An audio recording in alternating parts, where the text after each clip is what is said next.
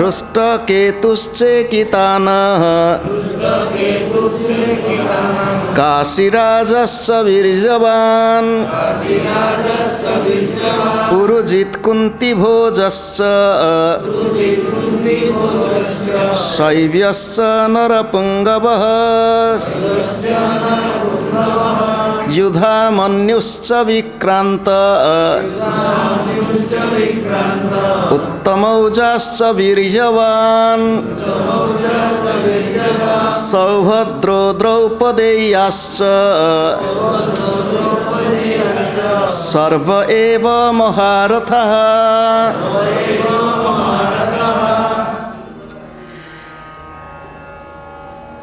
मोर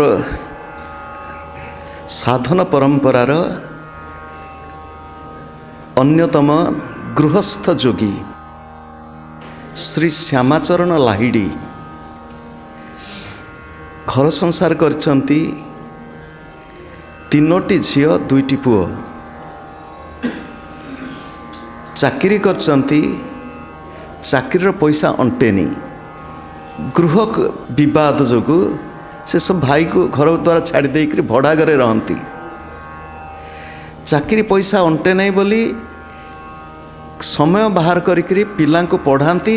सेथुरु किछि आय हुए। ये सबू संकट भितर गति करुथिले मध्य साधना करी साधनार अति उच्चतर स्थान को से प्राप्त होइथिले। से होचंती प्रथम महापुरुष जे भगवत गीता गोटे जोग शास्त्र ये देह भितर जोग से विषय से प्रथम आलोकपात करेले। आमर क्षुद्र बुद्धि रे आचार्य शंकर मधुसूदन सरस्वती श्रीधर स्वामी विशिष्टाद्वैत मतरे श्री रामानुज आदि आचार्यगण महापुरुषगण गीतार जेते व्याख्या करिसंती प्रथम अध्याय को एते गुरुत्व दे नांती एवं गीता जोगशास्त्र ए विषय रे एते आलोकपात करि नांती। साधारण गृहस्थ जने घर संसार रहीकरी मध्य तांकर कि दिव्य दृष्टि थिला। से प्रत्येक दिन अपराह्न अर्थात उपरबेला घरे घर बैठक खाना बसुथिले। शिष्य हुंतु वा भक्त हुंतु शिष्य माने जे साधन धारा शिखिचंती भक्त हुंतु जहाँकर तांक प्रति श्रद्धा अनुराग अछि से माने आसुथिले बसुथिले तांक संगे बसिकरी गीता आलोचना करुथिले प्रत्येक दिन। आ तांकरी आलोचना को आधार करी तांकर शिष्य वर्ग धीरे धीरे गीता को एक जोग शास्त्र गीतार जौगिक व्याख्या भाव में आलोचना करचंती। लाहिड़ी महाशय कहती लोक स्वर्ग नर्क कहती स्वर्ग को ऊपर को हाथ टेकी दियंती नर्क अधोगामी कहती किंतु स्वर्ग नर्क कौठी के बोले स्वर्ग नरक के बोले बहुदूर मनुष्यर मध्य स्वर्ग नरक मानुषेर मध्य सुर असुर से कहते किए कहूँ स्वर्ग नर्क बहु दूर रे किए कहूँ स्वर्ग नर्क पुणी मृत्यु पर जन स्वर्ग को नर्क को जीव यही बंची थिला बेले आमे स्वर्ग रे कि नर्क रे रहू बंची थिला बेले आमे स्वर्ग रे बा नर्क रे रहू यही समय रे से कथा को टिके बुझाउचंती भगवान भगवत गीता रे।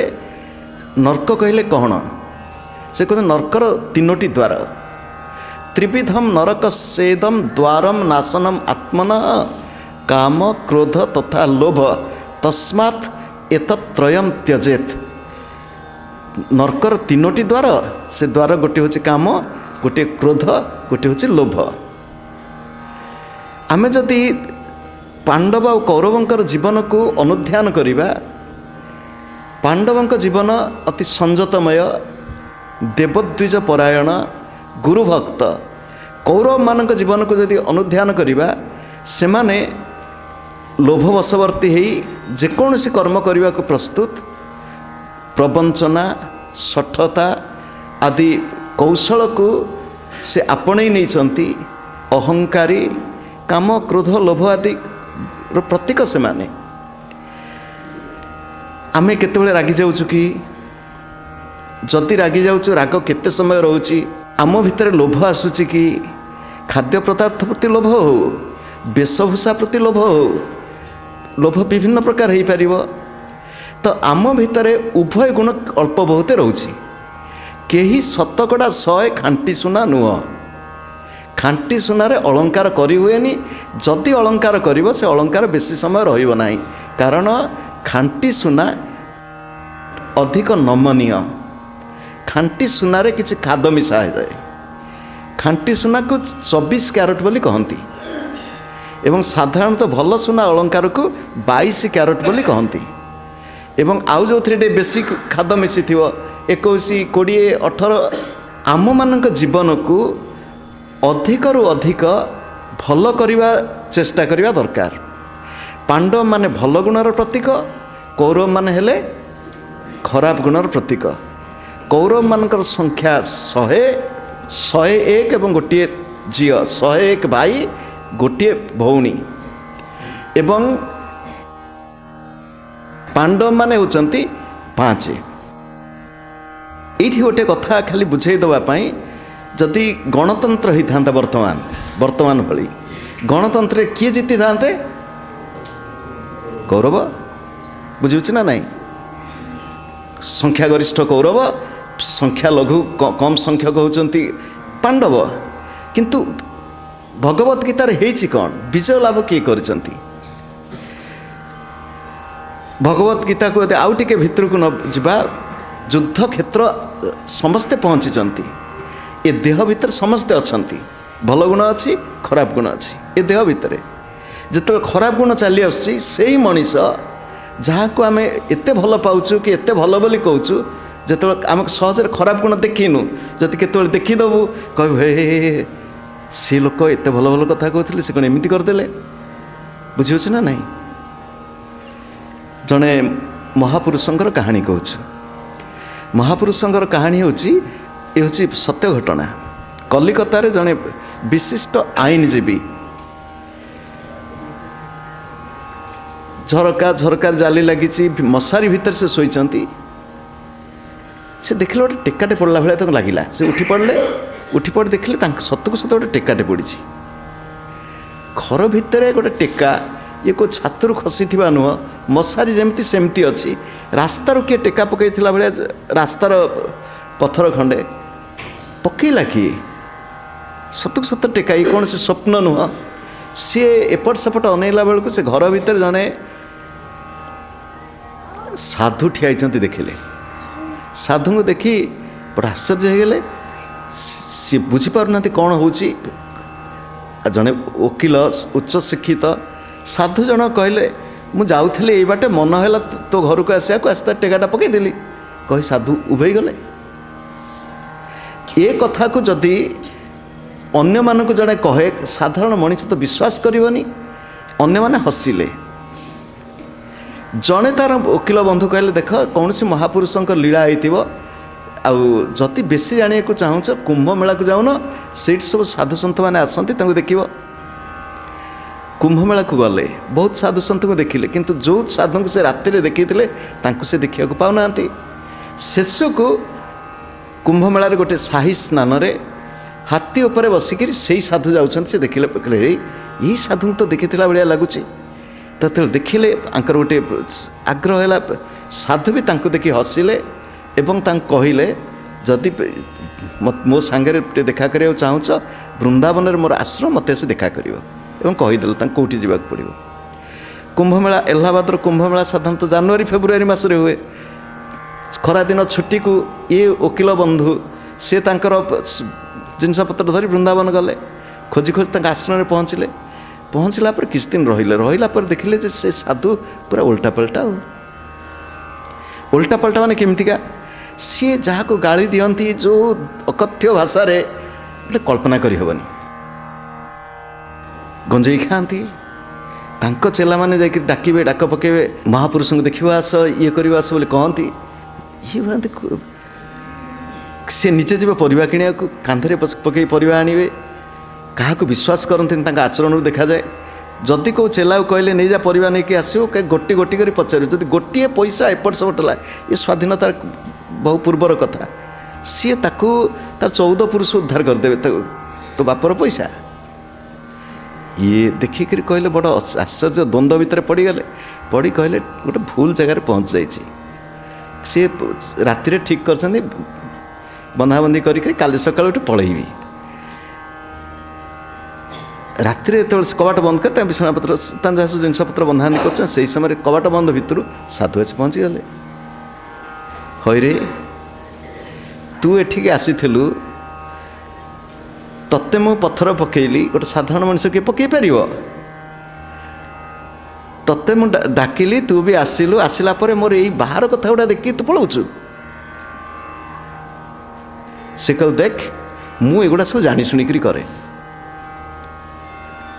मु एगुड़ा सब जानी शुणिक करे क्या मो पाक लोक बेसी न आसतु बुझे ना नाई आजिकल का जुग प्रचार जुग अनेक समय समाज जमी चली से भाया कम हो उदाहरण स्वरूप ए कार्यक्रम पोस्टर लगाओ ये कर से कर बेले बेले अंतर विद्रोह मध्य सृष्टि हुए निज भितर ये सब कहीं आर किसी मूल्य अच्छी ये एडे ये फटो को टंगे दियो मैं अनेक समय विरक्त हो सब कहीं करुच आम भितर दुर्योधन अच्छा आम भितर युधिष्ठिर अच्छा आम भितर पांडव अच्छा आम भितर कौरव अच्छा किंतु आमे जदि जने सचेतन साधक हवा निज भितर थिबा दुर्गुण दुर्बलता को टिके जगी रखिक चलिबा ठीक अच्छी ये भितर अच्छी ताकू टिके सावधान रखिबे सहजर ताकू बाहर को बाहर करिया को देबी नहीं जदि बाहर तू बाहर जा पूरा जदि भितर चुपचाप था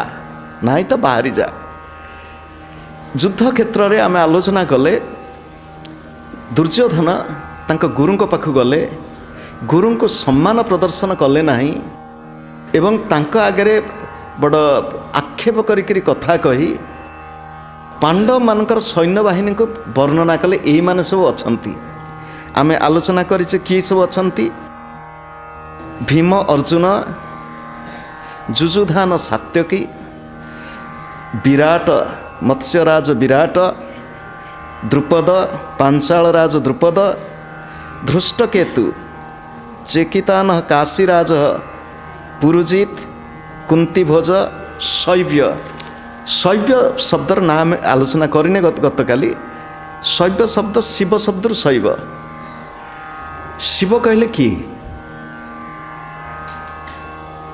आम साधारण शिव कहले क्या बाबू शिव शंकर शंकर शब्दर अर्थ होची तो दुईटी शब्द गढ़ाई शंकर शम कर शम करोति इति शंकर शम शब्दर अर्थ होची मंगल शम शब्दर अर्थ होची मंगल जी मंगल करती जी मंगल करती शिव बड़ अद्भुत शंकर बड़ अद्भुत तांकर सब से रहती श्मशान रे श्मशान कौन मंगल जगह देहरे बोली हुंती कौन बोली हुंती चिता भस्म पाउंस माने सब पोड़ा ही पाउंस को भारत में ज्योतिर्लिंग अच्छा से होती महाकालेश्वर उज्जयिन्याम महाकालम उज्जयिनी नगरी रे महाकालेश्वर शिव अच्छा जोठी शिवंकर अभिषेक हुए भस्म रे एवं से भस्म कौटू संग्रह हुए सीता भस्म से कौन पवित्र निजर बाहर आचरण अमंगलकर बाहर रूप बाहर बेश सब अमंगल किंतु प्रत्येक कर्म मंगलमय शिव शब्दर अर्थ करी गुरुदेव कहती शिव लिखि दियो हर्षईकार को पोछि दियो पोछि देले कौन है शब आम भितर किए अच्छी जीए न रहिले देह शब जीए अच्छंती बोली देह शिव बुझीगला शिव शब्दरु शैव परवर्ती श्लोक से कहते युद्धामन्युश्च विक्रांत उत्तमौजाश्च वीर्यवान सौभद्र द्रौपदेयाश्च सर्व एव महारथा। से कहते यही महारथी माने अछंती। किए किए अछंती? युधामन्यु। युधामन्यु किए ना? जी मन्यु सहित युद्ध करिकरी विजय पाती। मन्यु कौन? मन्यु शब्दर अर्थ कराई मन्यु हूँ क्रोध। मन्यु शब्दर अर्थ हूँ क्रोध। क्रोध सहित जी युद्ध करती है युधामन्यु। उत्तम औजा, उत्तम ओज आ तांको पाखरे विशेषण लिखाई वीर्यवान।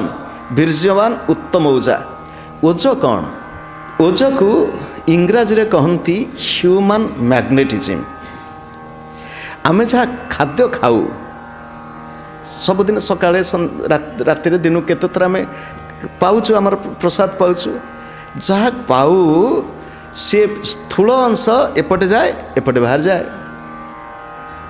सूक्ष्म अंश देहरे लागे, रस भाव है कि देहरे लागे, रक्त रक्त मिसिकी सारा देह को जाए। तार अति सूक्ष्म अंश से मन तैयारी करे। बुझीगला? खाद्यर तीनोटी अंश स्थूल सूक्ष्म कारण। स्थूल अंश मल भाव में बाहरी जाए, सूक्ष्म अंश देहरे लागे देहर पुष्टि रे, एवं अति सूक्ष्म से आमर मन को प्रभावित करे, मन को तैयारी करे। मन मध्य स्थूल मन एते ये नुह, जदिव मन अति सूक्ष्म भली जना पड़े, कि मन जड़। मन हूँ जड़, मन चेतन नुह। देह जमी जड़, मन सेमती जड़। आमे कौन खाऊच दिन जाक? आमर खाद्य शुद्ध कि आमर खाद्य पवित्र कि? आमे खाद्य ग्रहण कला बेले प्रार्थना युक्त ही खाद्य पाउछु कि नाही? खाद्यर प्रति रस आस्वादन कला बेले भगवान को स्मरण करुचु कि नाही? चिंता करंतु। आमे जो खाद्य ग्रहण करुचु से खाद्य प्रथमे अन्नरु रस, रसरु रक्त, रक्तरु मेद, मेदरु अस्थि, अस्थिरु मज्जा, मज्जारु शुक्र है, शुक्ररु ओज, शुक्र माँ मानकर रज। ये सब एतिक रूपांतर हे शेष अवस्था होची ओज। जो व्यक्ति भितर से ओज शक्ति बेसी, ता भितरे अनेक अलौकिक शक्तिर प्रकाश घटे। सेइति पाई प्राचीन जुगरे आमर मुनि ऋषि माने आम जीवन को चारोटी पर्यायर विभक्त करथिले। कौन करथिले? जहाँ को आश्रम चतुष्टय बोली कहती।